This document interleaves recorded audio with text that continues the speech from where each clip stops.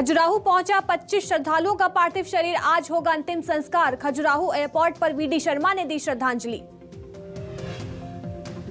उत्तरकाशी में बस हादसे के बाद पन्ना के साटा बुद्ध सिंह गांव में छाया मातम। हादसे में गांव के 8 लोगों की दर्दनाक मौत। उत्तराखंड में सीएम शिवराज ने घायलों से की मुलाकात, अधिकारियों से ली हादसे की जानकारी। मृतक के परिजनों को आर्थिक सहायता राशि का ऐलान। हरियाणा राज्यसभा चुनाव में होगी कांग्रेस की जीत, राज्यसभा सांसद राजीव शुक्ला का बयान। रिजॉर्ट में कांग्रेस विधायकों से की मुलाकात। कांकेर में सीएम बघेल की भेंट मुलाकात, 120 करोड़ के विकास कार्यों की सौगात, अधिकारियों को दिए निर्देश, कहा क्षेत्र में संपन्नता लाने के लिए काम करें। गोरेला पेंड्रा मरवाही में जीजीपी का प्रदर्शन, गोंडवाना के राष्ट्रीय प्रवक्ता ने दी आत्मदाह की चेतावनी। प्रशासन पर आदिवासियों की शिकायत पर कार्रवाई नहीं करने का आरोप। पन्ना में भीषण सड़क हादसा, 2 कारों के बीच भिड़ंत, हादसे में 6 लोगों की दर्दनाक मौत।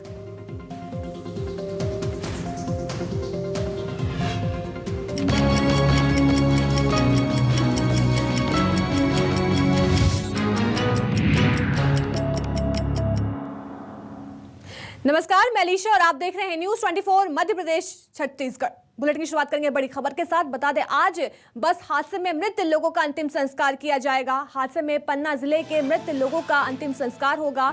सभी मृतकों का गर्भग्राम में अंतिम संस्कार किया जाएगा और एमपी बीजेपी अध्यक्ष वीडी शर्मा भी बता दें शामिल होंगे। उन्होंने ढांढस बंधाया है। साटा गांव पहुंचकर मृतकों के परिजनों का ढांढस बंधाया।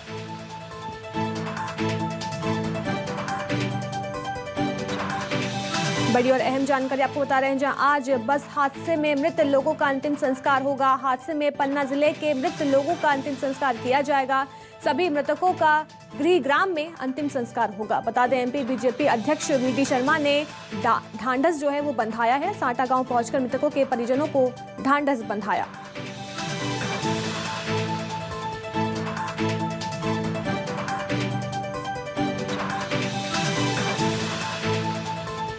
बता दें कि परसों उत्तराखंड के उत्तरकाशी में एक सड़क हादसा हुआ था, जिसमें 26 लोगों की मौत हो गई थी और 4 लोग घायल थे, जिनसे खुद सीएम शिवराज सिंह चौहान मिलने के लिए पहुंचे थे। बता दें, हादसे के फौरन बाद सीएम शिवराज सिंह चौहान देहरादून के रवाना हो गए थे, जिसके बाद वहां पर 26 लोगों को मृत घोषित किया गया। बता दें कि कल खजुराहो एयरपोर्ट पर पार्थिव शरीरों को लाया गया और आज पन्ना जिले में मृत लोगों का अंतिम संस्कार किया जाएगा। मेरी सहयोगी भोपाल से अमितांशी जोशी हमारे साथ जुड़ गई हैं। अमितांशी, आज बस हादसे में मृत लोगों का अंतिम संस्कार किया जाएगा, कितने बजे अंतिम संस्कार होगा?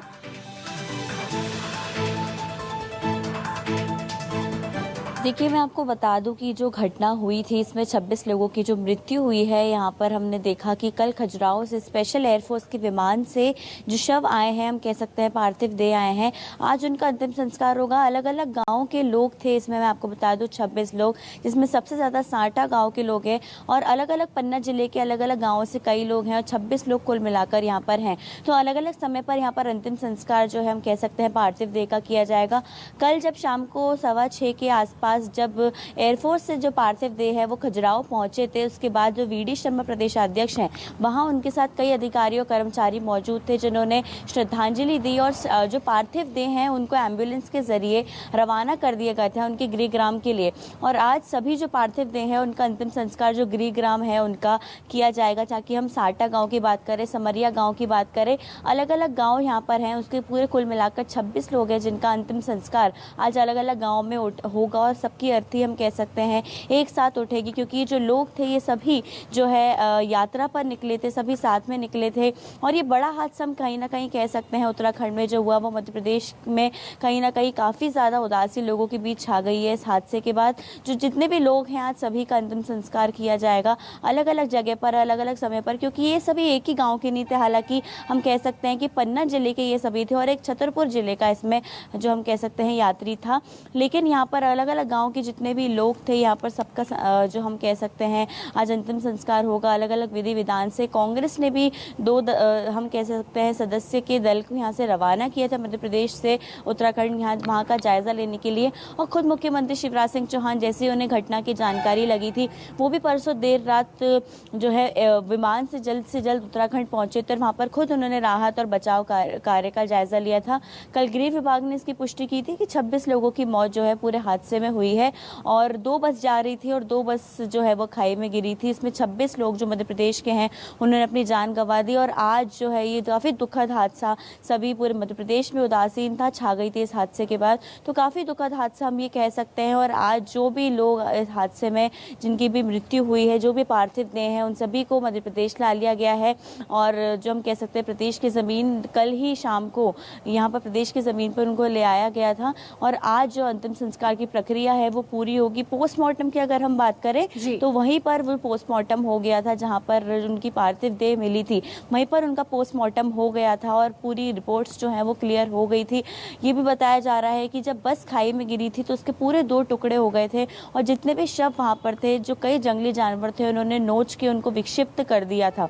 तो कहीं ना कहीं हमने देखा कि एक बड़ा हादसा है जो कि हम कह सकते हैं कि काफ़ी काला दिन माना जाएगा मध्य प्रदेश के हम इतिहास में अगर कहेंगे। यहाँ के 26 लोगों की एक साथ जो कि अंतिम यात्रा हो गई, जो कि यात्रा पे वो लोग गए थे लेकिन उनकी वो अंतिम यात्रा हुई, कई लोग इसमें शामिल थे। और पन्ना जिले के आज हम कह सकते हैं 26 लोगों का अंतिम संस्कार अलग अलग जिलों में एक साथ किया जाएगा। जी बिल्कुल, आज अंतिम संस्कार किया जाएगा। तो अमितांशी, क्या पॉलिटिकल पार्टीज के चेहरे भी अंतिम संस्कार में शामिल हो सकते हैं?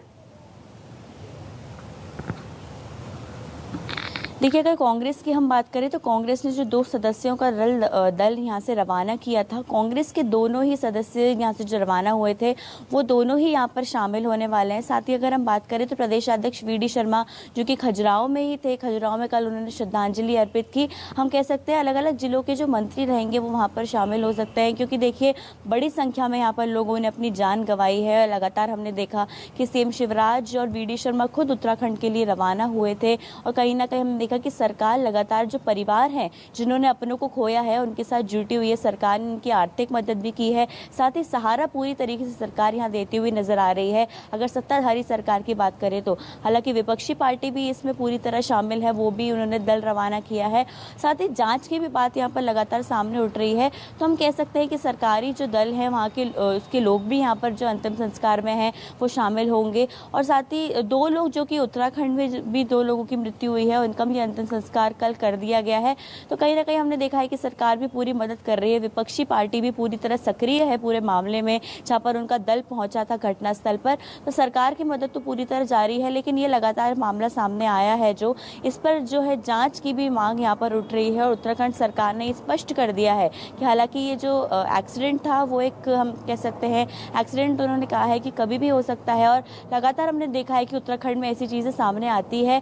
कल भी झाबुआ के जो लोग हैं, झाबुआ के लोग जो यात्रा पर गए हैं, उनकी भी बस का एक्सीडेंट होते होते बचा है। तो यहाँ पर लेकिन उत्तराखंड जो सरकार है उन्होंने मजिस्ट्रियल जांच की यहाँ पर बात कह दी है। और हम आज देखेंगे कि अंतिम संस्कार में कई मंत्री और कई लोग भी शामिल हो सकते हैं, क्योंकि बड़े हम कह सकते हैं बड़ी संख्या में उत्तराखंड के सीएम पुष्कर सिंह धामी और सीएम शिवराज सिंह चौहान ने कहा था कि जांच की जाएगी। तो क्या जांच के लिए स्पेशल टीम का गठन किया जाएगा और जांच कब से शुरू की जाएगी, क्या इसकी कुछ ज्यादा जानकारी? देखिए, हमने देखा है कि शवों का पोस्टमार्टम हो चुका है और अभी जो 4 लोग घायल हैं, अभी भी 4 लोग जो है इस पूरे मामले में घायल हैं। और पुष्कर सिंह धामी जो कि उत्तराखंड के सीएम है, उन्होंने ये स्पष्ट कर दिया है कि यहाँ पर जो है मजिस्ट्रियल जांच की जाएगी जो पूरा मामला है। लगातार हमने देखा है कि जो घायल ड्राइवर था उससे भी पुलिस ने पूछताछ की थी, सीएम शिवराज भी खुद उनसे मुलाकात करके आए थे। तो जो भी लोग हादसे में बचे हैं उनसे पूछताछ का सिलसिला लगातार जारी है और क्या कुछ हुआ था इसको लेकर पूरा हम देखें कि जो सीएम ने खुद मजिस्ट्रियल जांच के आदेश दिए हैं। तो मजिस्ट्रियल जांच अगर होगी तो कहीं ना कहीं हम देखेंगे कि एक स्पेशल टीम का गठन भी हो सकता है, क्योंकि पोस्टमार्टम रिपोर्ट जो सामने आई और बस का जो हम कह सकते हैं फॉरेंसिक जांच होगी, तो पूरी जो रिपोर्ट सामने आएगी उसको लेकर एक कमेटी जरूर बैठेगी। यहाँ पर ये साफ हुआ है और कमेटी के बैठने के बाद ये हम कह सकते हैं निर्धारित किया जाएगा कि किस समय से ये जाँच शुरू होगी और ये जाँच में क्या कुछ निकल कर सामने आता है ये देखना जरूरी होगा, क्योंकि हो सकता है कि बस में किसी तरीके की तकनीकी खराबी खराबी हो, लेकिन ये भी बताया जा रहा है कि ड्राइवर जो है उसकी नींद 2 दिन से पूरी नहीं हुई थी। तो कई चीज़ें इसको निकलकर सामने आ रही है, तो हम देखेंगे कि क्या कुछ जांच में निकलकर सामने आता है और एक स्पेशल टीम का गठन तो ज़रूर किया जाएगा, क्योंकि 26 या 28 लोगों की मृत्यु यहाँ पर एक बड़ी बात होती है, क्योंकि तकनीकी खराबी के कारण भी हमने देखा है कि ऐसे हादसे हो जाते हैं। हालांकि पहाड़ी इलाकों में ज़्यादातर ऐसे हादसे होते हैं, लेकिन हम देखेंगे कि जाँच में क्या कुछ निकलकर सामने आता है। एक स्पेशल टीम का गठन यहाँ पर किया जाएगा। जी बिल्कुल, बस हादसे में मृत लोगों का आज अंतिम संस्कार किया जाएगा। मितांशी हमारे साथ बने रही, आगे भी आपसे खबरों पर लगातार अपडेट हम लेते रहेंगे। एक और बड़ी खबर भोपाल से है, जहां आज एमपी में चना खरीदी की आखिरी तारीख है। किसानों की सुविधा को देखते हुए तारीख आगे बढ़ाई गई थी। 8,71,000 मीट्रिक टन चने की खरीदी होनी है। बता दें कि 5,230 रुपये प्रति क्विंटल चने की खरीदी की जा रही है। बड़ी खबर है भोपाल से, जहां एमपी में आज चना खरीदी की आखिरी तारीख है। बता दें कि किसानों की सुविधा को देखते हुए तारीख को आगे बढ़ाया गया था। 7 जून तक चना खरीदी की जो तारीख थी उसे आगे बढ़ाया गया था। 8,71,000 मीट्रिक टन चने की खरीदी होनी है। बता दें कि 5,230 रुपये प्रति क्विंटल चने की खरीदी हो रही है। मेरी सहयोगी मितांशी लगातार हमारे साथ बनी हुई है। मितांशी, आज एमपी में चना खरीदी की आखिरी तारीख है, कितनी अब चना खरीदी हो चुकी है अब तक? देखिए, अगर हम बात करें तो लगभग टारगेट पर मध्य प्रदेश सरकार यहाँ पहुँचती हुई नज़र आ रही है। और मध्य प्रदेश में जो है, हम कह सकते हैं कमल पटेल जो है कृषि मंत्री, उनकी मांग पर यहाँ पर चना खरीदी की जो तारीख है उसको बढ़ा दिया गया था।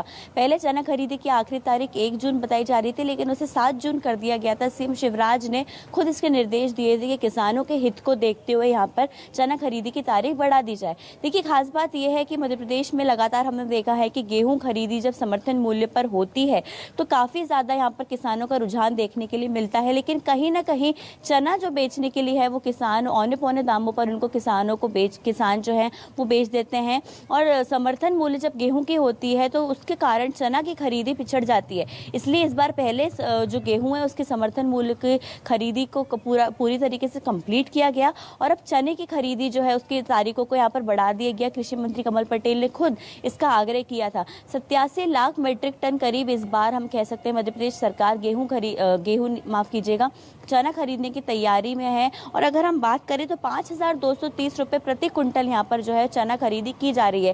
पहले सरकार एक दिन में, खास एक और चीज़ यहाँ पर बढ़ाई गई थी कि पहले सरकार एक दिन में 25 किलो जो है चना खरीदती थी। अगर हम बात करें तो 25 क्विंटल जो है सरकार जो है वो एक दिन में पहले किसानों से चना खरीदती थी, लेकिन किसानों के हित को देखते हुए यहाँ पर सरकार ने इसको बढ़ाकर 40 क्विंटल कर दिया है। तो जो किसान एक दिन में पहले 25 क्विंटल चना बेचते थे उनके लिए ये फायदेमंद साबित हुआ है कि यहाँ पर 40 क्विंटल बढ़ाकर उसको सीमा को कर दिया गया था। तो कहीं ना कहीं किसान इससे फायदे में नजर आ रहे थे। देखिए, इस बार किसानों को ज़्यादा समय भी मिला है चना बेचने के लिए और हमेशा हमने देखा है कि मंडियों में किसानों को अच्छा रेट नहीं मिल पाता है, जिसके कारण वो सरकार को बेचने के लिए चना खरीदी सरकार यहाँ पर करती है। तो मंडियों के जो अजीब रेट होते हैं उनको लेकर किसान हमेशा हमने देखा है कि मंडियों से दूर भागते हुए नजर आते हैं। और पिछले कुछ समय से किसानों का जो है सरकार की खरीदी को लेकर रुझान काफी ज्यादा बड़ा है। चाहे हम गेहूं की बात करें, चाहे हम चना खरीदी की बात करें, तो इस बार चना खरीदी की तारीख जो है वो तो बढ़ाई ही गई है। उसका यहाँ पर जो सीमा है जो बेचने की वो भी बढ़ाई गई है और सरकार इस बार अच्छे दाम भी दे रही है चने को लेकर मध्य प्रदेश के किसानों को। तो दोनों तरफ से किसान जो है वो फायदे में, चाहे हम गेहूं की बात करें या चना खरीदी की बात करें, लगातार हमने देखा है कि किसान फायदे में है। और कहीं ना कहीं आज आखिरी तारीख। शुक्रिया मितांशी में तमाम जानकारी देने के लिए। अब खबर भोपाल से है, जहां पूर्व क्रिकेटर नमन ओझा के पिता गिरफ्तार हो गए हैं। बैतूल पुलिस ने गिरफ्तार किया है। बता दें केसीसी के 34 फर्जी खाते खुलवाने का उन पर आरोप है। मुल्ताई थाने में गबन की शिकायत हुई थी, जिसके बाद उन्हें गिरफ्तार कर लिया गया। पुलिस ने गबन के आरोप में गिरफ्तार किया है। बैंक में रहते हुए 1.25 करोड़ के गबन का आरोप है उनके ऊपर। बैतूल के झोलखेड़ा गांव की बैंक में पदस्थ थे ओझा के पिता।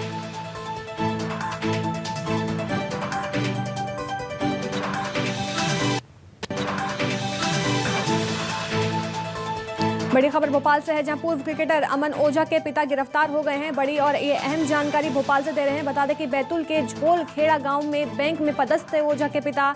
बैतूल पुलिस ने उन्हें गिरफ्तार कर लिया है। बता दें कि केसीसी के 34 फर्जी खाते खुलवाने का उन पर आरोप था, जिसके चलते उनकी गिरफ्तारी हो गई।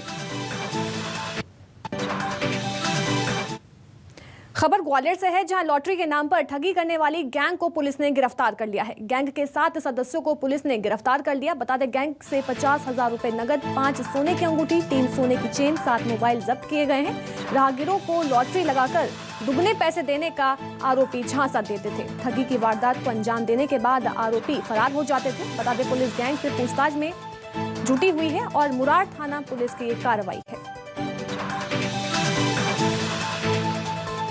लगातार पुलिस गैंग से पूछताछ में जुटी हुई है। मुरार थाना पुलिस की बड़ी कार्रवाई सामने आई है, जहां गैंग के 7 सदस्यों को पुलिस ने गिरफ्तार कर लिया है और गैंग से 50,000 रुपए नगद, 5 सोने की अंगूठी, 3 सोने की चेन और 7 मोबाइल जब्त किए गए हैं। चलिए रुक करते अगली खबर का। एमपी में चुनावी माहौल में साधु संतों की भी एंट्री हो गई है और मिर्ची बाबा ने साधु संतों के साथ धर्म संसद के आयोजन का ऐलान कर दिया है और इस धर्म संसद का आयोजन कांग्रेस के सहयोग से किया जाएगा। वहीं कांग्रेस समर्थक होने के आरोप पर मिर्ची बाबा ने कहा कि बीजेपी के दिग्गज नेता भी आकर मुझसे मिलते हैं। यही नहीं, मिर्ची बाबा ने बीजेपी सांसद प्रज्ञा ठाकुर पर बड़ा हमला बोलते हुए फर्जी साध्वी करार दिया और कहा कि प्रज्ञा ठाकुर किसी अखाड़े से जुड़े होने की सर्टिफिकेट दिखाएं। यही नहीं, मिर्ची बाबा ने आरोप लगाया कि बीजेपी फर्जी साधु संत पैदा कर रही है।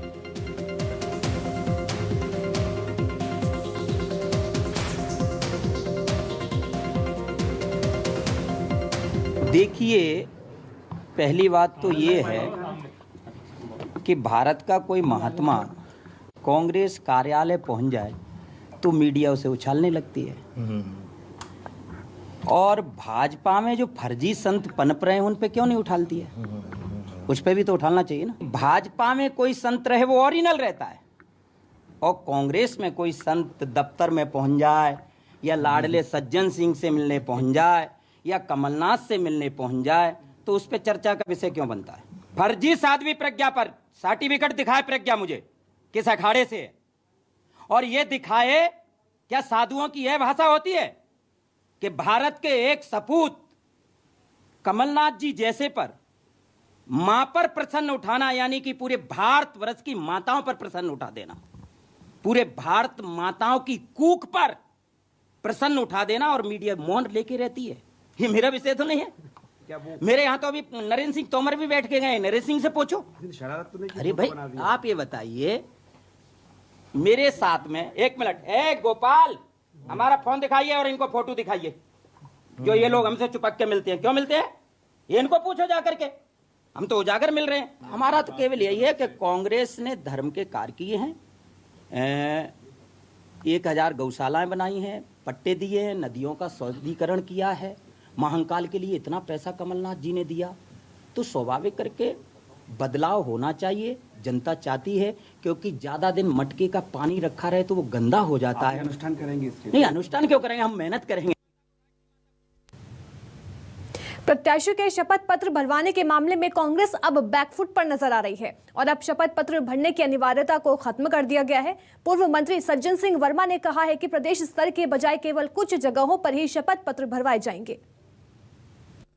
नगरीय निकाय में वहाँ के हमारे लोग ये समझते हैं कि हमें इस नगरीय निकाय में इस तरह का शपथ पत्र भराना चाहिए, तो एक आध जगह ऐसा है, बाकी इस तरह का कुछ नहीं। जो व्यक्ति जिसकी सिफारिश करेगा उसका नाम यहाँ और दिल्ली तक रहेगा कि चंद्रबाबू शेखर ने, सज्जन वर्मा ने इस व्यक्ति की सिफारिश की और वो नहीं जीतेगा, तो सारा दारोमदार उनके ऊपर आएगा। अब खबर भोपाल से है, जहां पूर्व मंत्री पीसी शर्मा पर एफआईआर का मामला सामने आया है। कांग्रेस कार्यकर्ताओं ने धरना दिया। बता दें, हबीबगंज थाने में धरना दिया गया है। अतिक्रमण के खिलाफ कार्रवाई का शर्मा ने विरोध किया था और निगम पर ठेले वालों का सामान फेंकने का आरोप लगाया था, जिसके चलते उन पर एफआईआर का मामला अब सामने आया है। कांग्रेस कार्यकर्ताओं ने धरना दिया। बता दें, हबीबगंज थाने के सामने धरना दिया गया है।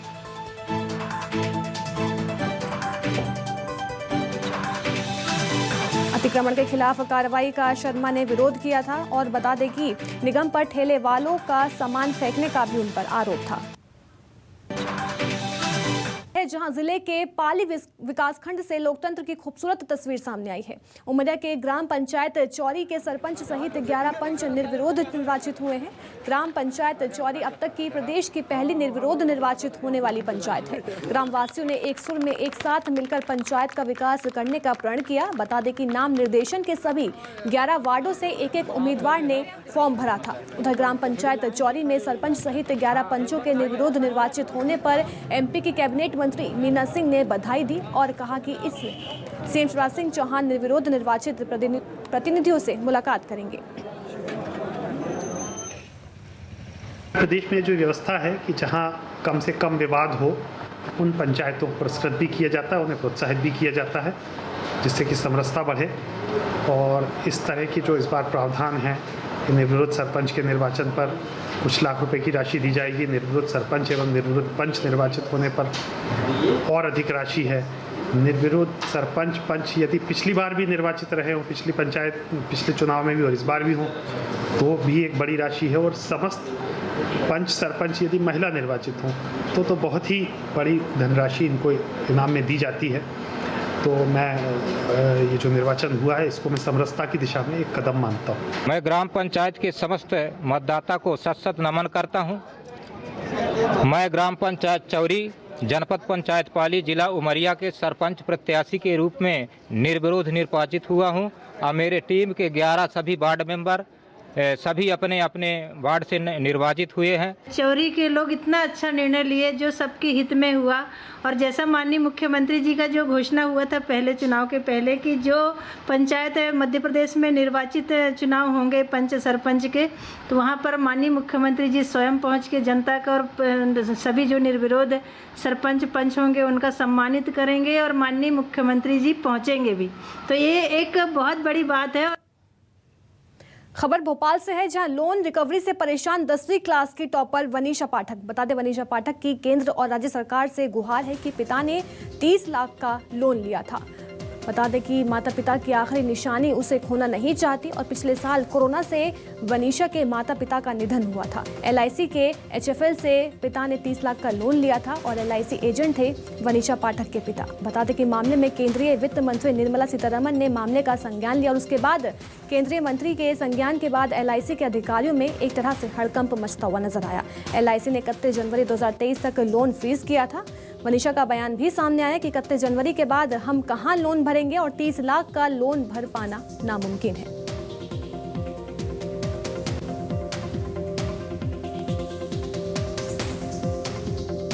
मेरे साथ इस वक्त मौजूद है वनीशा पाठक, जिनको ये कह सकते हैं कि 1 साल पहले उनके ऊपर दुखों का पहाड़ टूट गया था।